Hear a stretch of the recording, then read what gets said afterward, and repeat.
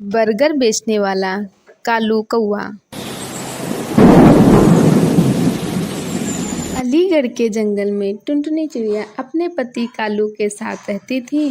कालू कौआ बर्गर बेचा करता था। जंगल में बारिश का मौसम शुरू हो गया था। कई दिनों से लगातार बारिश हो रही थी।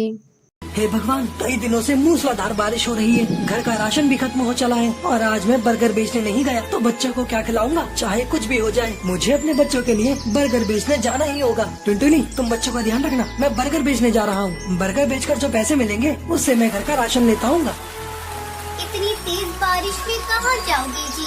मत जाओ, चारों तरफ पानी भरा हुआ है। कौन तुमसे बर्गर खाने के लिए आएगा?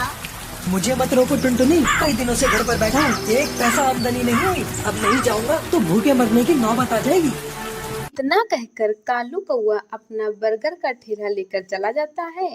जंगल में चारों तरफ पानी ही पानी था, ऊपर से बारिश भी हो रही थी। बर्गर ले लो, बर्गर, गर्मा गर्म बर्गर ले लो।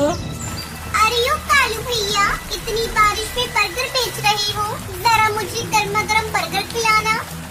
हाँ रसीली भाभी, अभी आपको गर्मा गर्म बर्गर खिलाता हूँ। कालू भैया, आपको पानी में डर नहीं लगता? चारों तरफ जंगल में पानी भरा हुआ है, कहीं डूब गए तो क्या होगा तुम्हारे परिवार का? क्या करूँ भाभी, कई दिनों से घर पर बैठा हूँ, मेरी मजबूरी है। घर का सारा राशन खत्म हो चला है। आप ही पेट को भरने के लिए आंधी हो या तूफान, मुझे तो काम करना ही पड़ेगा। कालू कौआ फिर से आवाज लगाता है, बर्गर ले लो, बर्गर, गर्मा गर्म बर्गर ले लो, बर्गर। बारिश का मौसम था, जिसके चलते कालू कौवे के सारे बर्गर जल्दी ही बिक जाते हैं। कालू कौवा बहुत खुश था। उन पैसों से अपने घर का राशन खरीदता है और घर की तरफ चल देता है।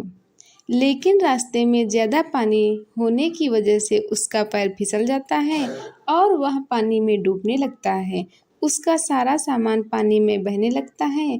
उस सामान को पकड़ने के लिए पानी में इधर उधर जाने लगता है। पकड़ो पकड़ो मेरे राशन को, सारा सामान पानी में बह गया। अब मेरे बच्चे क्या खाएंगे? कालू कौवा अपने सामान को पकड़ते पकड़ते काफी दूर बहकर चला जाता है। देखते ही देखते 2 दिन बीत गए, लेकिन कालू कौवे का कहीं अता पता नहीं था।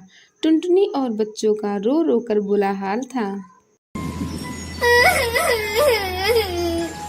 पिंकी के बापू, कहाँ हो पिंकी के बापू? जल्दी से घर आ जाओ, मुझे बहुत डर लग रहा है। टुनटुनी के रोने की आवाज़ सुनकर रसीली तोती और सुंदरी कावी वहां आ जाती हैं। टुनटुनी उन्हें सारी बात बताती है।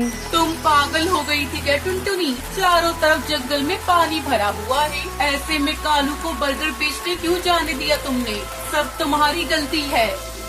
फिर दोनों वहां से चली जाती हैं। फिर टुनटुनी का घर टूट जाता है और पानी में बहने लगता है। वह अपनी बेटी के साथ पानी में बहने लगती है। तभी एक बाबा टुनटुनी को बचा लेता है और फिर दोनों को एक ऊंची जगह पर ले जाता है। वहां पहले से कई पक्षी भी मौजूद थे, उन्हीं में टुनटुनी का पति भी था। टुनटुनी अपने पति को देखकर बहुत खुश हो जाती है। आप और यहाँ, मैंने तो आपकी उम्मीद ही छोड़ दी थी। मैं राशन लेकर घर लौट रहा था, तभी तेज पानी मुझे अपने साथ बहा कर ले गया। कुछ दिनों बाद बारिश रुक जाती है। फिर बारिश की गीली मिट्टी से टुनटुनी अपना घर बनाती है। फिर टुनटुनी का पूरा परिवार खुशी खुशी रहने लगता है।